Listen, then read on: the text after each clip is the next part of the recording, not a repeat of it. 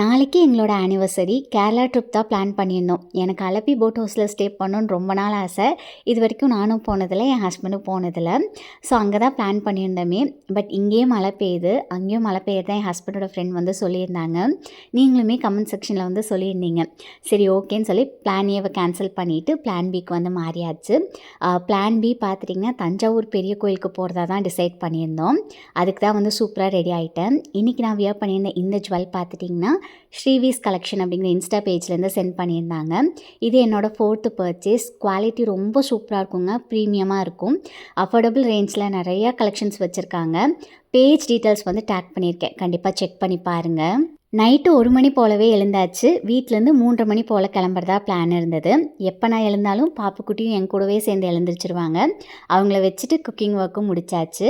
இதோட detail long video இந்த week post பண்ணிடுவேன். நாளைக்கு ஒரு வீடியோவில் பார்க்கலாங்க. பாய்.